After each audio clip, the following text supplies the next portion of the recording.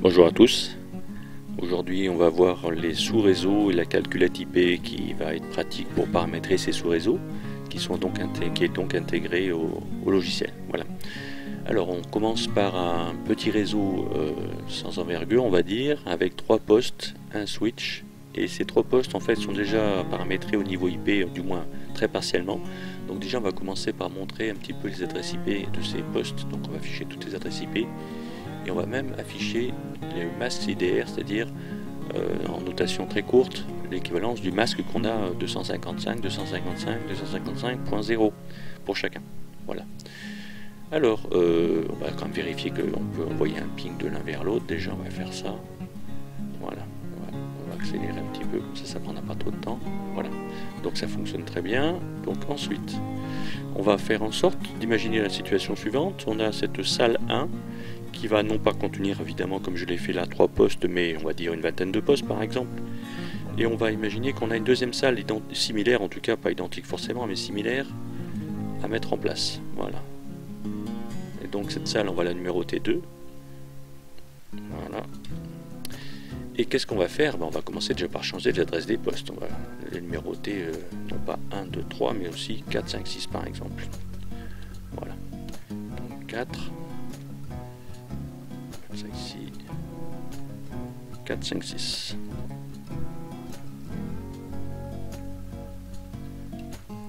Voilà. Donc ensuite, on va pour relier ces deux salles, on va prendre un switch classiquement et on va relier avec un câble croisé qu'on mettra après.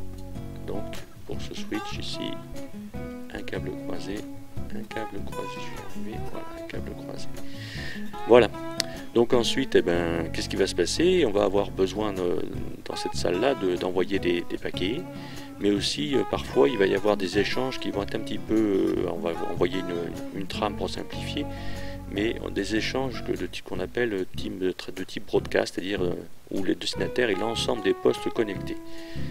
Alors ces échanges, ils ont justement des fois un intérêt, mais en revanche, si le nombre de postes est très important, évidemment ces échanges vont augmenter statistiquement et donc on va avoir ensuite une pollution en quelque sorte du réseau. Il va y avoir beaucoup de trames échangées et donc si on multiplie, là j'avais dit 20 postes et vous imaginez plusieurs salles comme ça, si on fonctionne comme ça avec toutes les salles, on va rapidement se trouver, le réseau va se trouver très chargé à cause de ce type d'échange qui n'est pas forcément nécessaire d'amener sur chaque station. Alors voilà comment ça va se passer. L'idée, c'est donc de casser en quelque sorte ce grand réseau de classe C, là, de classe 180, enfin, de masque 192. Je vais y arriver. Je vais reprendre, comme ça sera plus simple. Voilà, dont le masque est celui-ci, d'accord. Et bien faire en sorte que plutôt que ces réseaux, ce grand réseau plutôt, qui permet donc d'adresser au maximum 256 postes, 254 exactement, on va faire en sorte de le casser en deux ici par exemple en agissant sur le masque. Donc on est d'accord qu'au départ le masque naturel qui vient par rapport à l'adresse IP, c'est bien celui-ci, c'est-à-dire un masque avec 3 octets pour l'adresse du réseau et 1 octet pour le numéro du poste dans le réseau, ce qu'on appelle LOT. Voilà. Donc ici on est bien dans cette situation là où le bleu clair correspond, là ce sont les bits à droite qui correspondent à 192.168.1. Et le 4, on voit bien le quatrième, le bit 1, 2, 4 ici, qui est donc positionné. Voilà. Donc l'idée c'est donc de faire en sorte artificiellement, on va dire, d'augmenter avec ici une position, 2, etc. Vous voyez qu'on peut jouer un petit peu sur l'ensemble. Évidemment ça n'a aucun intérêt, c'est même incohérent de le mettre en dessous. Donc c'est pour ça que ça apparaît en rouge. Mais en revanche, ajouter un octet pour considérer que la partie du réseau est là, ça fonctionne, on va dire, et c'est ce qu'on appelle justement faire un sous-réseau. Donc si on ajoute un bit, j'ai dit un octet, un bit, si on ajoute un bit pour étendre le numéro du réseau, on va pouvoir justement numéroter sur un bit 2 possibilités, donc faire 2 sous-réseaux, et on voit que du coup on a pris sur la partie haute à droite ici, là on avait 8, on a maintenant plus que 7 bits, et donc 2 puissance 7, ça fait 128 postes, et donc on a ici non pas 128 mais on voit 126 car en réalité, à chaque fois que vous avez une étendue pour définir les postes, en réalité, vous en avez toujours deux qui sont prises. Donc ici, la première, la plus petite, on va dire, pour définir le réseau, et la dernière, dans cette étendue, pour définir l'adresse de diffusion. Donc c'est pour ça que de 228, on passe à 126, et tout à l'heure, c'est pour ça que je me suis repris en disant 256 postes, en réalité 254. Voilà. Donc on voit qu'évidemment, si je rajoute encore un bit, je vais y arriver, voilà. Si je rajoute encore un bit dans la partie sous-réseau, je vais pouvoir cette fois-ci numéroter au maximum 4 sous-réseaux, et à l'inverse, dans chaque sous-réseau, je ne pourrais avoir plus maintenant que 2 puissance 6 moins 2, c'est-à-dire 62 postes. Voilà, codage sur 6 bits, c'est indiqué. D'accord? Donc ici, on n'a que 2 salles, donc on va considérer que simplement ne prendre qu'un bit suffit. Donc voilà pourquoi on va rester à /25. Alors je joue ici avec évidemment la petite glissière là, mais en réalité on est bien d'accord que normalement on ne saisit que des adresses IP. C'est pour ça que la calculette est pratique, mais on ne saisit que des valeurs numériques entières, décimales. Donc ici on voit que le masque est celui-là, c'est celui-là que je devrais reporter dans toutes les stations qui vont être dans ces sous-réseaux. Donc ici dans les 3 stations qui sont là, je devrais mettre ce masque, et dans ces 3 stations-ci aussi. Voilà. Alors j'en profite tout de suite pour le copier, ce 128, comme ça je l'écrirai plus rapidement. Alors, du coup, ça veut dire que ici, si on regarde bien, dans le premier réseau, on va dire qu'il est pratiquement bien configuré, il suffira juste de changer le masque. En fait, à droite, en revanche, le numéro 4 que j'ai mis fait toujours partie du premier sous-réseau, donc du réseau 192.168.1.0. C'est le même ici, que je mette 1 ou que je mette 4, on voit que l'adresse du réseau est le même, et la même plutôt. Donc il va falloir que je passe, si on regarde bien, ça va jusqu'à 127, la dernière partie, et quand je vais écrire ici ou que je vais modifier là, je peux le faire aussi comme ça, je peux cliquer sur la partie binaire, et je me rends compte qu'ici, si je veux mettre à 1 cette partie-là, ce bit-là, qui correspond donc au bit de mon sous-réseau, je vais pouvoir ici commencer à 128 pour la partie adresse, et donc comme j'avais gardé mon 1, mon premier hôte est numéroté 129. D'accord? Donc là on en est là, 129, je peux faire bien évidemment la même chose pour le masque, sauf que le masque, il faut que ce soit cohérent, il faut que ce soit des bits qui soient consécutifs. Si je m'amuse à laisser un trou comme ça n'est pas cohérent du tout. Voilà, donc il faut que je remonte ce que je faisais tout à l'heure avec la glissière, je peux le faire de cette manière-là. Voilà. Donc ici, je ferme cette partie-là. J'ai ici mon hôte qui a une adresse numérotée 129.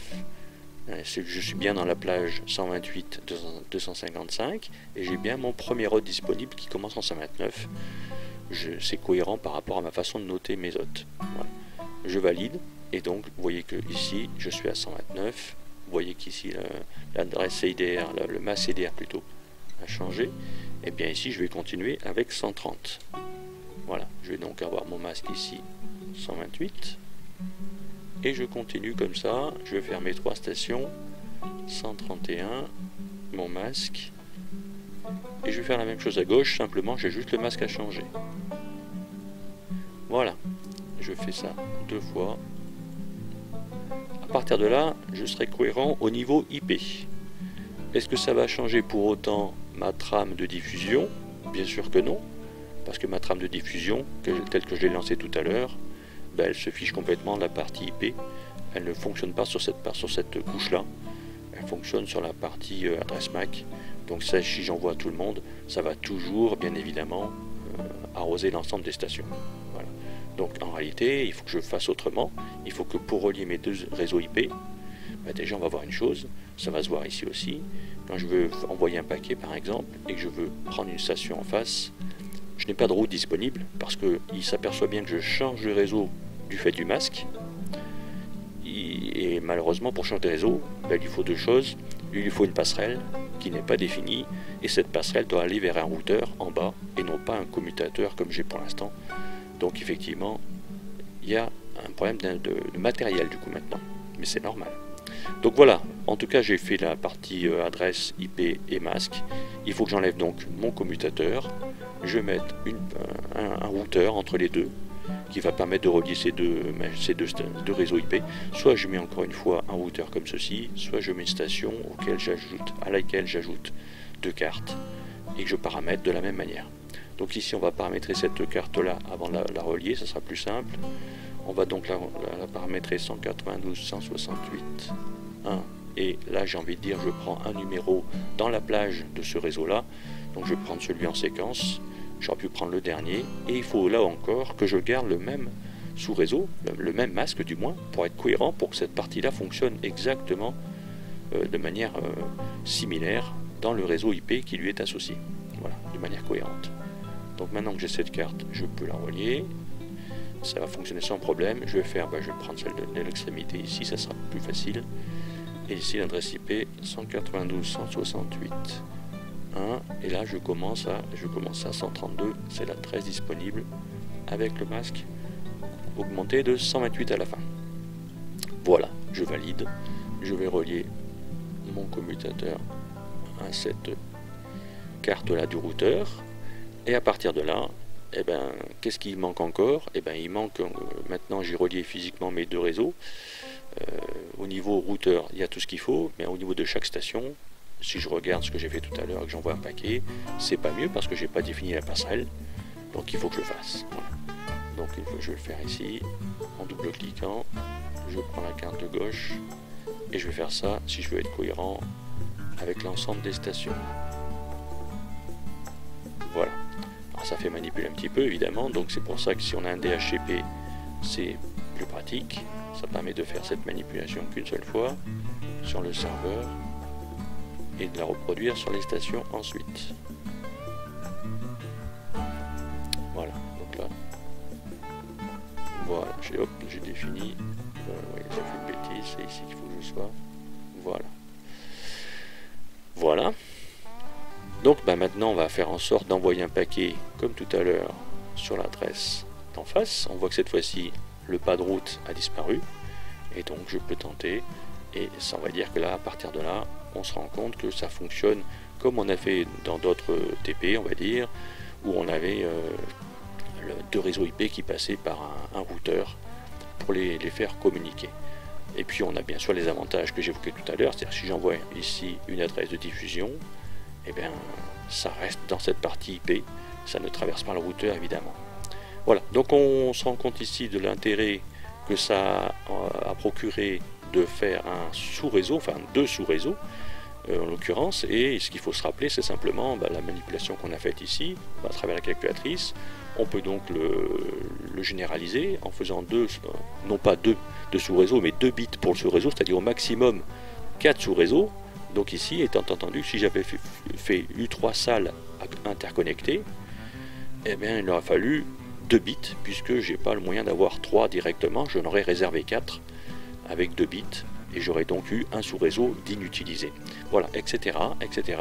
Et donc, ce qu'il faut se rappeler, c'est qu'on prend dans la partie haute quelques bits, et que du coup, on grignote cette partie-là qui reste. Donc, plus on fait de sous-réseau, plus chacun est petit, c'est logique. Puisqu'au départ, la capacité globale de l'ensemble des stations qu'on peut mettre en place, évidemment, est le même. Voilà, je vous remercie.